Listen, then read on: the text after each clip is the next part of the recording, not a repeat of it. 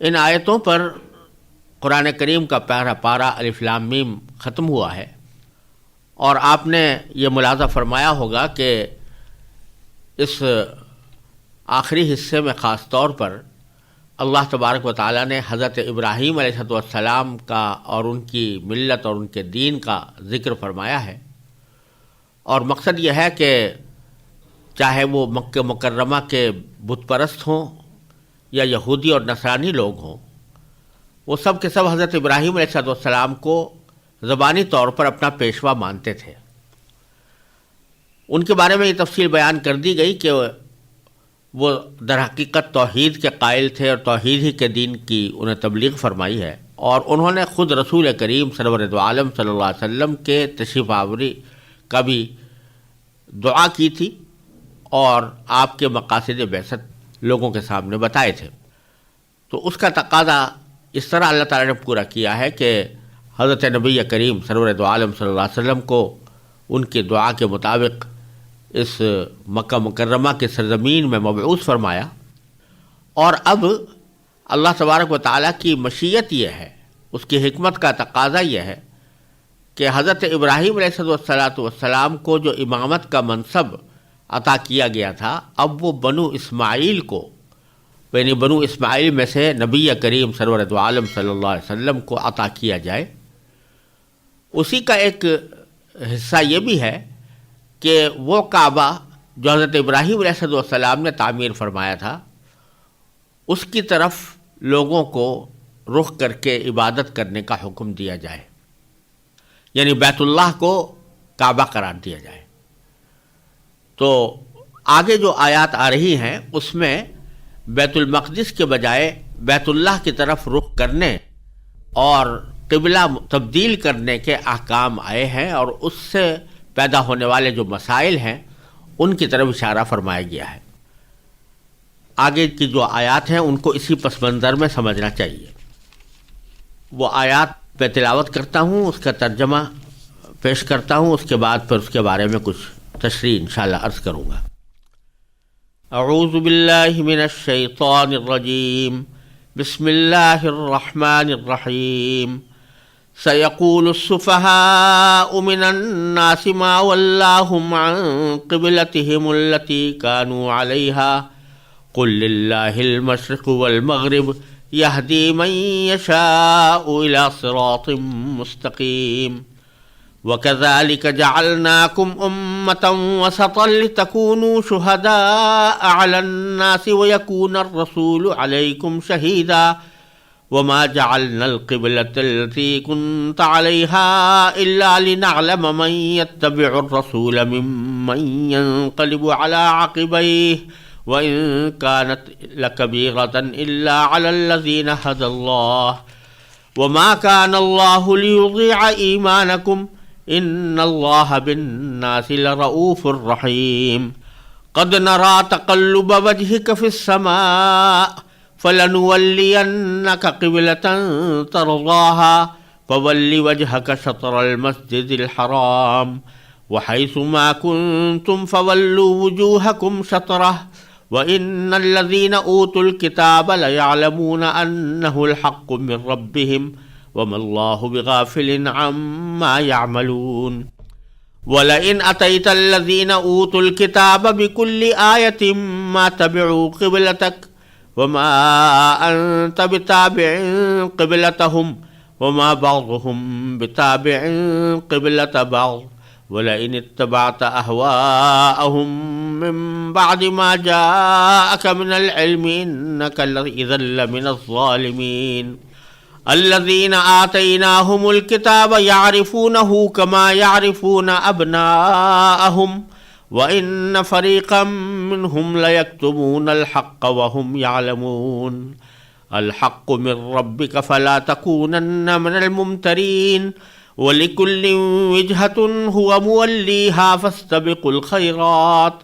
أَيْنَمَا تَكُونُوا يَأْتِ بِكُمُ اللَّهُ جَمِيعًا إِنَّ اللَّهَ عَلَى كُلِّ شَيْءٍ قَدِيرٌ وَمِنْ حَيْثُ خَرَجْتَ فَوَلِّ وَجْهَكَ شَطْرَ الْمَسْجِدِ الْحَرَامِ وَإِنَّهُ لَلْحَقُّ مِنْ رَبِّكَ وَمَا اللَّهُ بِغَافِلٍ عَمَّا تَعْمَلُونَ ومن حيث خرجت فول وجهك شطر المسجد الحرام وحيث ما كنتم فولوا وجوهكم شطره لئلا يكون للناس عليكم حجة إلا الذين ظلموا منهم فلا تخشوهم واخشوني ولأتم نعمتي عليكم ولعلكم تهتدون كما أرسلنا فيكم رسولا منكم يتلو عليكم آياتنا ويزكيكم ويعلمكم الكتاب والحكمة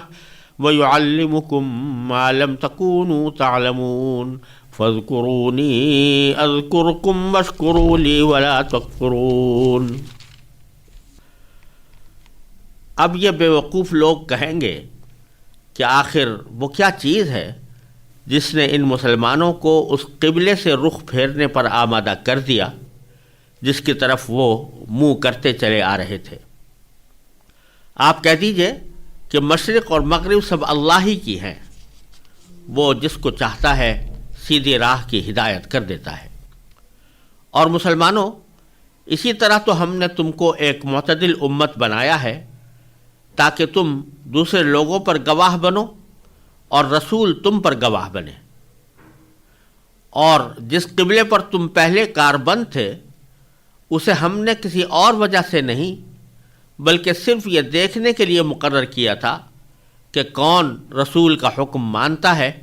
اور کون الٹے پاؤں پھر جاتا ہے۔ اور اس میں شک نہیں کہ یہ بات تھی بڑی مشکل، لیکن ان لوگوں کے لیے ذرا بھی مشکل نہ ہوئی جن کو اللہ نے ہدایت دے دی تھی۔ اور اللہ تعالیٰ ایسا نہیں کہ تمہارے ایمان کو ضائع کر دے، در حقیقت اللہ لوگوں پر بہت شفقت کرنے والا بڑا مہربان ہے۔ اے پیغمبر، ہم تمہارے چہرے کو بار بار آسمان کی طرف اٹھتے ہوئے دیکھ رہے ہیں،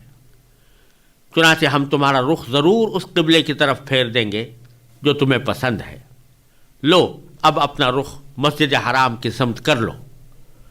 اور جہاں کہیں تم ہو اپنے چہروں کا رخ اسی کی طرف رکھا کرو، اور جن لوگوں کو کتاب دی گئی ہے وہ خوب جانتے ہیں کہ یہی بات حق ہے جو ان کے پروردگار کی طرف سے آئی ہے، اور جو کچھ یہ کر رہے ہیں اللہ اس سے غافل نہیں ہے۔ اور جن لوگوں کو کتاب دی گئی تھی اگر تم ان کے پاس ہر قسم کی نشانیاں لے آؤ تب بھی یہ تمہارے قبلے کی پیروی نہیں کریں گے، اور نہ تم ان کے قبلے پر عمل کرنے والے ہو، نہ یہ ایک دوسرے کے قبلے پر عمل کرنے والے ہیں۔ اور جو علم تمہارے پاس آ چکا ہے اس کے بعد اگر کہیں تم نے ان کی خواہشات کی پیروی کر لی تو اس وقت میں یقیناً تمہارا شمار ظالموں میں ہوگا۔ جن لوگوں کو ہم نے کتاب دی ہے وہ اس کو اتنی اچھی طرح پہچانتے ہیں جیسے اپنے بیٹوں کو پہچانتے ہیں، اور یقین جانو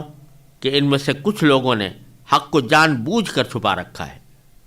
اور حق وہی ہے جو تمہارے پروردگار کی طرف سے آیا ہے،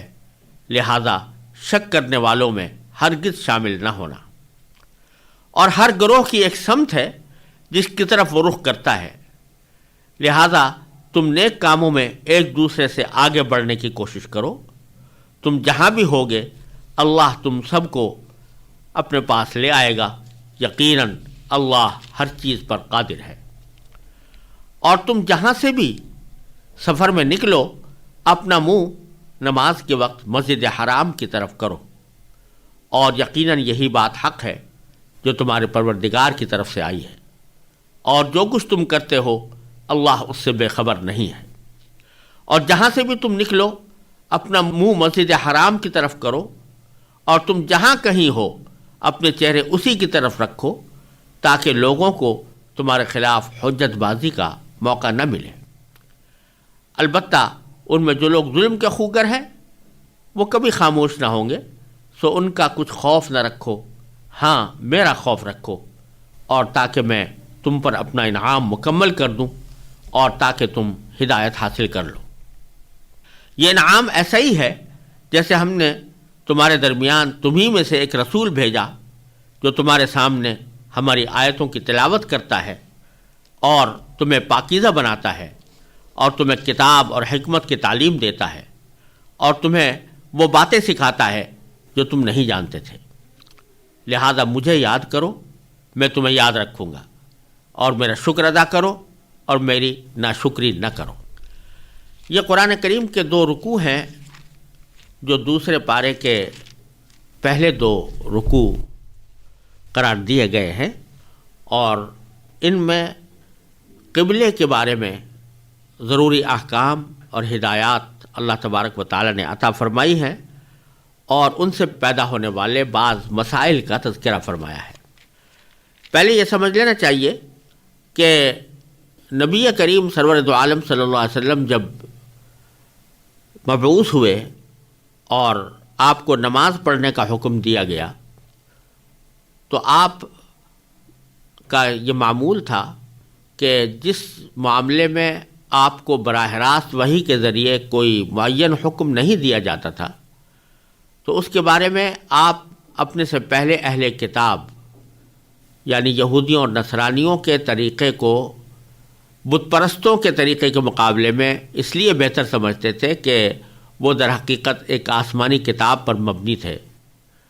چاہے انہوں نے اس میں بہت سی تعریفات کر ڈالی ہوں، لیکن بنیاد ان کی تورات یا انجیل تھی جو اللہ تعالیٰ کی آسمانی کتابیں تھیں۔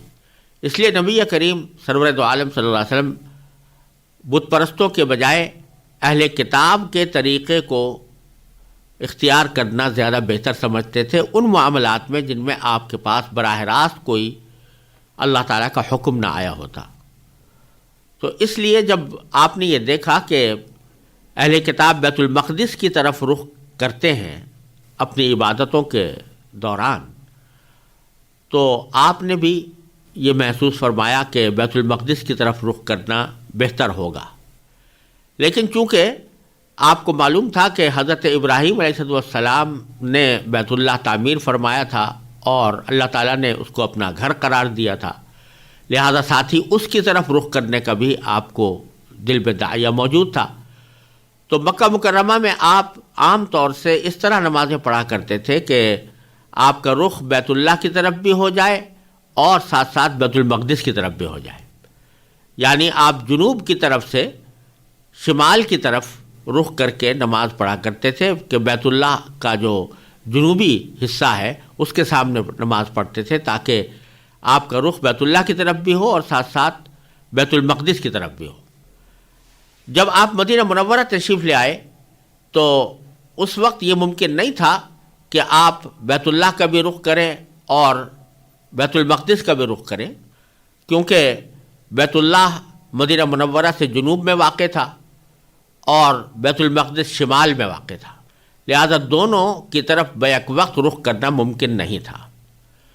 اس وقت چونکہ آپ نے یہ سمجھا تھا کہ بیت المقدس اہل کتاب کا قبلہ ہے، تو جب تک کوئی معین حکم نہ آئے تو اس وقت تک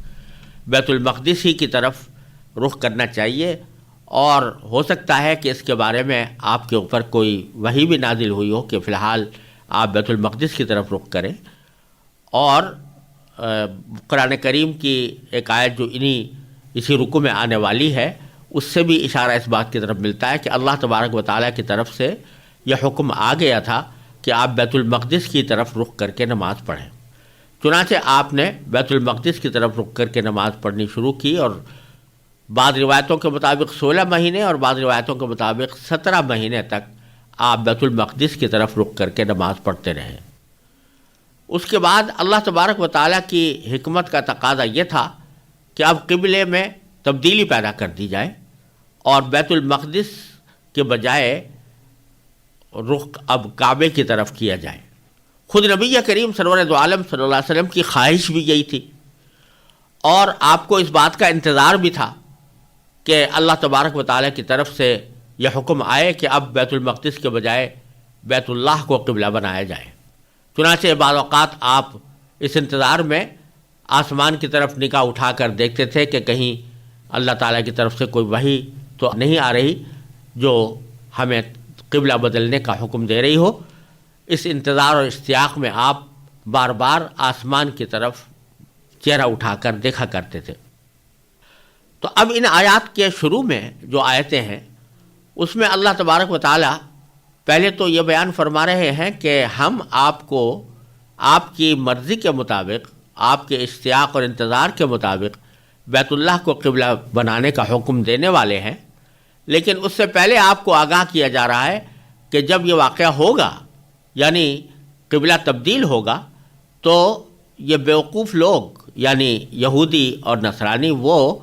اعتراض کریں گے اور طعنے دیں گے. وہ کہیں گے دیکھو یہ تو عجیب قسم کا دین ہے کہ جس میں قبلہ ہی متعین نہیں، کبھی جنوب کی طرف رخ کرنے کا حکم دیا جاتا ہے، کبھی شمال کی طرف رخ کرنے کا حکم دیا جاتا ہے. تو یہ لوگ اعتراض کریں گے، اور در حقیقت اس قبلے کو بدلنے کی حکمت بھی یہی ہے کہ یہ جس بنیاد پر اعتراض کیا جا رہا ہے اس بنیاد کو منہدم کیا جائے. چنانچہ اللہ تبارک و تعالیٰ نے پہلی آیت میں فرمایا کہ سیقول السفہاء من الناس، کہ یہ بیوقوف لوگ یہ کہیں گے، یعنی اس وقت کہیں گے جب قبلے کو تبدیل کرنے کا حکم آ جائے گا، تو اس وقت میں یہ لوگ یہ اعتراض کریں گے، یہ کہیں گے کہ ما ولاہم عن قبلتہم التی کانوا علیہا، کہ وہ کون سی چیز ہے جس نے ان مسلمانوں کو اپنے اس قبلے سے رخ پھیرنے کا پر آمادہ کر دیا جس پر وہ چلے آ رہے تھے، یعنی بیت المقدس. اس کی طرف سے کیوں انہوں نے رخ پھیرا؟ یہ اعتراض کرنا شروع کریں گے، یہ طعنہ دیں گے. تو اللہ تبارک و تعالیٰ نے اس کے جواب میں فرمایا کہ قل للہ المشرق والمغرب، کہہ دو کہ مشرق ہو یا مغرب وہ اللہ ہی کی ملکیت ہے، اللہ ہی کی ہے. یہدی من یشاء الی صراط مستقیم، وہ جس کو چاہتا ہے سیدھے راستے کی ہدایت عطا فرما دیتا ہے. اس جملے میں دو عظیم حقیقتیں بیان فرمائی گئی ہیں جن کا قبلے کے بارے میں ذہن میں رکھنا بڑا ضروری ہے، اور در حقیقت انہی حقیقتوں کو واضح کرنے کے لیے قبلے کی تبدیلی کا حکم آیا. پہلی حقیقت تو یہ ہے کہ جب کسی قبلے کی طرف رخ کر کے عبادت کی جاتی ہے تو عبادت اس قبلے کی نہیں کی جاتی، عبادت تو اللہ تبارک و تعالیٰ کی کرنی مقصود ہوتی ہے. اور اللہ تبارک و تعالیٰ ہر جگہ موجود ہے، وہ کسی خاص سمت کے ساتھ مخصوص نہیں ہے، وہ ہر جگہ ہے. وہ مشرق میں بھی ہے، مغرب میں بھی ہے، شمال میں بھی ہے، جنوب میں بھی ہے. لیکن اجتماعی عبادتوں میں اس بات کو مناسب سمجھا گیا ہے کہ ایک دین کے پیروکار، ایک ہی دین کو ماننے والے، ایک ہی رسول کے امتی جب اجتماعی عبادتیں کریں تو ان کا رخ کسی ایک سمت ہو. اس سمت کو جو متعین کیا جاتا ہے وہ اس لیے نہیں کیا جاتا کہ وہ سمت قابل تعظیم ہے، یعنی بذات خود وہ سمت قابل عبادت ہے. عبادت اللہ تعالیٰ ہی کی ہے، لیکن چونکہ اللہ تعالیٰ کی عبادت کرنے کے لیے ایک یکسوئی کی ضرورت ہے تو قبلہ اس کے لیے متعین کر دیا جاتا ہے. تو قبلے کو بذات خود معبود سمجھنا یہ شرک ہے. قبلہ بذات خود معبود نہیں، معبود تو اللہ تعالیٰ ہے، لیکن اس کی عبادت کرنے کے لیے کسی سمت کو متعین کر دیا جاتا ہے تاکہ یکسوئی کے ساتھ اور وحدت کے ساتھ پوری امت اجتماعی طور پر عبادت کر سکے. پہلی حقیقت تو یہ ہے. دوسری حقیقت یہ ہے کہ جس سمت کو قبلہ متعین کیا گیا تو یہ بات نہیں ہوتی کہ اس سمت میں بذات خود کوئی تقدس ہے یا بذات خود کوئی حرمت ہے یا وہ بذات خود قابل تعظیم ہے. تمام سمتیں اللہ تعالیٰ کی پیدا کی ہوئی ہیں، مشرق بھی، مغرب بھی، شمال بھی، جنوب بھی، یہاں تک کہ کعبہ بھی اور بیت المقدس بھی. یہ اپنی ذات میں کوئی تقدس نہیں رکھتے، اپنی ذات میں کوئی حرمت ان کے اندر موجود نہیں ہے. ان میں جو تقدس آتا ہے یا ان میں جو حرمت آتی ہے یا ان کی جو تعظیم کی جاتی ہے وہ اللہ تعالیٰ کے حکم کی وجہ سے آتی ہے. کیونکہ اللہ تبارک و تعالیٰ نے فرما دیا کہ بیت اللہ قبلہ ہے تو اب بیت اللہ کے اندر حرمت آ گئی، ورنہ بیت اللہ بھی ایک دوسرے گھروں کی طرح ایک گھر تھا. لیکن جب اللہ تبارک و تعالیٰ نے اس کو یہ فرما دیا، اپنی طرف نسبت کر دی کہ یہ میرا گھر ہے، یہ اللہ کا گھر ہے، اور لوگوں کو حکم دیا کہ وہ اس کی طرف رخ کر کے نماز پڑھے یا اس کی طرف رخ کر کے عبادت انجام دیں، تو اللہ تعالیٰ کے اس حکم کی وجہ سے اس میں تقدس پیدا ہو گیا اور اس کو مقدس اور قابل تعظیم سمجھا گیا۔ تو بذات خود کسی بھی چیز میں کوئی تقدس نہیں ہے جب تک کہ اللہ تبارک و تعالیٰ، اصل تقدس اللہ تبارک و تعالیٰ کے حکم میں ہے، اس حکم کی اتباع میں ہے۔ تو اللہ تبارک و تعالیٰ فرما رہے ہیں کہ ہم نے جو قبلہ بدلا ہے تو اس قبلے کے بدلنے کی بہت بڑی وجہ یہ ہے کہ تم پر یہ حقیقت واضح ہو کہ کسی بھی سمت میں اپنا ذاتی تقدس کوئی نہیں۔ بیت المقدس کی طرف جب تمہیں رخ کرنے کا حکم دیا گیا تھا تو اس وجہ سے نہیں کہ بیت المقدس بذات خود تقدس رکھتا تھا، بلکہ اس بنا پر کہ ہم نے حکم دیا تھا، لہذا ہمارے حکم کے تحت اس حکم کے عمل کرنے کی وجہ سے اس میں تقدس پیدا ہوا۔ اب ہم جو بدل رہے ہیں وہ بھی اس حقیقت کو پوری طرح واضح کرنے کے لیے بدل رہے ہیں کہ اس میں اپنی ذات میں کوئی تقدس نہیں تھا۔ ہمارا حکم بیت المقدس کے بجائے ہمارا حکم بیت اللہ کی طرف رخ کرنے کا آ رہا ہے، تو اب اس میں وہ تقدس پیدا ہو گیا ہے جو کبھی بیت المقدس میں تھا۔ تو اس حقیقت کو واضح کرنا مقصود ہے کہ دنیا کے اندر کسی بھی چیز میں، کسی گھر میں، کسی جگہ میں، کسی سمت میں کوئی تقدس اپنا ذاتی نہیں، اللہ تبارک و تعالیٰ کا دیا ہوا ہے، اور اللہ تعالیٰ جس کو چاہتا ہے وہ سیدھے راستے کی ہدایت دے دیتا ہے۔ تو اس سیدھے راستے کی ہدایت دینے کے لیے ہم نے تمہیں بیت اللہ کی طرف رخ کرنے کا حکم دیا ہے۔